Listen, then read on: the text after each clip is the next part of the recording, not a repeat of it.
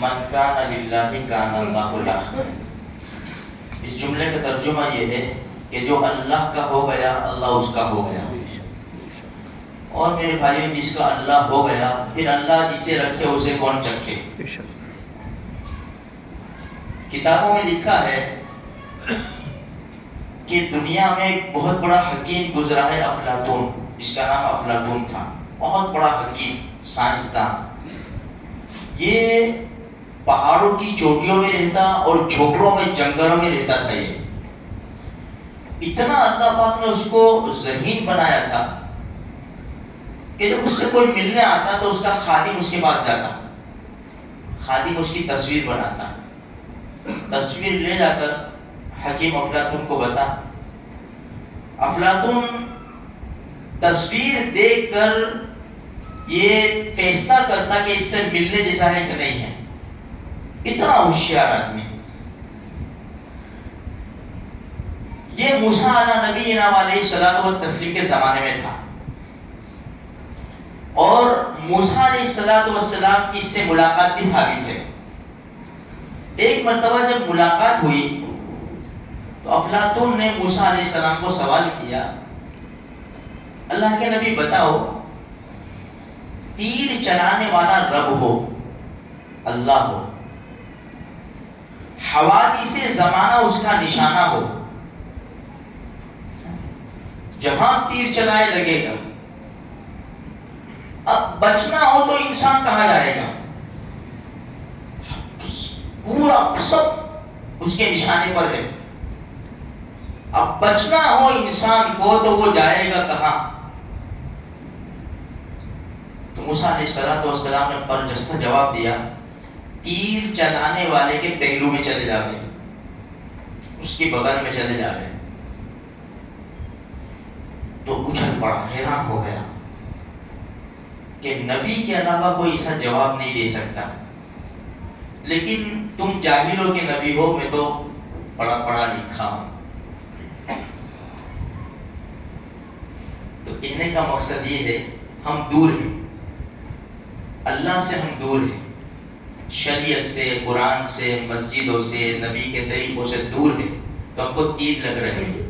کبھی بیماری کا تیر آ گیا، کبھی کورونا کا آ گیا، کبھی زلزلے کا آ گیا، کبھی سونامی کا آ گیا، کبھی مہنگائی کا تیر آ گیا، فتنے فساد کا تیر آ گیا.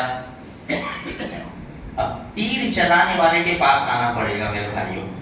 بس ایک ہی شکل ہے بچنے کی، کیونکہ جو کچھ بھی دنیا میں ہوتا ہے نفع نقصان سب اللہ ہی کی طرف سے ہوتا ہے. جب اللہ ہی کے پاس چلے آئیں گے تو پھر ہمارا کام بن گیا. ابھی ہم دور ہیں. صحابہ کرام کی زندگی کو اٹھا کر دیکھے کہ بالکل لگے رہتے تھے اللہ کے حکم سے، نبی صلی اللہ علیہ وسلم کے طریقوں سے. بالکل ہمارے نبی کی زبان مبارک سے لفظ پورا نہیں ہوتا کہ لبیک کہتے تھے. صحابہ کرام کی زبان سے کبھی نہ نہیں نکلا کہ یہ کام نہیں ہوگا. یا رسول اللہ حکم کرے. جو کام کا کہانی ہمارے نبی نے وہ کر کے دکھایا صحابہ کرام نے، اللہ نے ان کو چمکایا. اور اب ہمارے نبی کے کتنے آسان طریقے ہیں، چھوٹے چھوٹے طریقے، پیارے طریقے ہم سے نہیں ہو سکتے. آج دیکھو میرے بھائیوں، ہم کہتے ہیں کہ ہم گنہگار نہیں ہیں. دیکھو امت کا بہت بڑا طبقہ فجر کی نماز نہیں پڑھتا. صرف اندازہ لگاؤ، ان کی پیشانی کے اوپر بل ہے، وہ معافی مانگتے ہیں کہ میں آج صبح حرام کام کر کے اٹھا، اللہ کے بہت بڑے حکم کو توڑتا ہوا میں اٹھا. کچھ بھی نہیں، پیشانی پہ بل بھی نہیں، کوئی احساس بھی نہیں. برسوں سے فجر کی نماز نہیں پڑھتے، مہینوں سے نہیں، برسوں سے فجر کی نماز نہیں پڑھتے. لیکن کبھی معافی مانگی اللہ سے؟ کچھ بھی نہیں. یار ہم سے 9-10 بجے اٹھے، بالکل فریش ہو کے ناشتہ مسا دبائے اور چلے. احساس ہی نہیں ہے کچھ کہ میں فجر کی نماز نہیں پڑھتا. تو میرے بھائیوں، جس کو گناہ کا احساس نہیں ہوگا توبہ کیسے کرے گا؟ وہ کیسے توبہ کرے گا؟ امت کا کتنا بڑا طبقہ ہے. آج یہ دیکھو ترکی میں جو زلزلہ آیا کتنے بجے تھے؟ 4:15 صبح کی. 4:18 اس طرح کچھ ٹائم تھا. یہ وقت اللہ سے مانگنے کا ہے.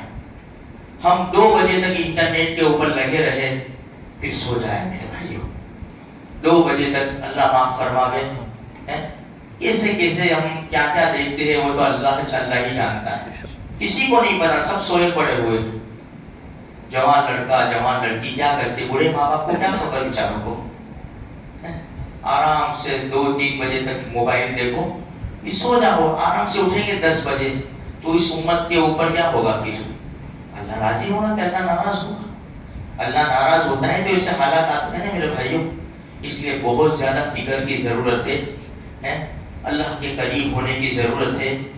توبہ سب سے بڑا ہتھیار ہے. اللہ سے توبہ کرو, معافی مانگو اور اللہ کے قریب ہو جاؤ. اللہ کے قریب ہونے کے راستے یہ مسجد ہے, قرآن ہے, نبی صلی اللہ علیہ وسلم کے طریقے ہیں, اللہ کے حکم ہیں.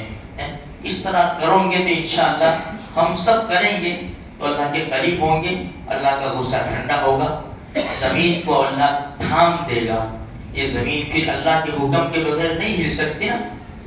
تو ہمارے لیے بے حد ضروری ہے دعاؤں کا اہتمام کرو, صدقہ خیرات کرو, چلتے پھرتے لا الہ الا انت سبحانک انی کنت من الظالمین, استغفار, دعائیں, درود شریف پڑھتے رہو. انشاءاللہ بہت بڑا فائدہ ہوگا.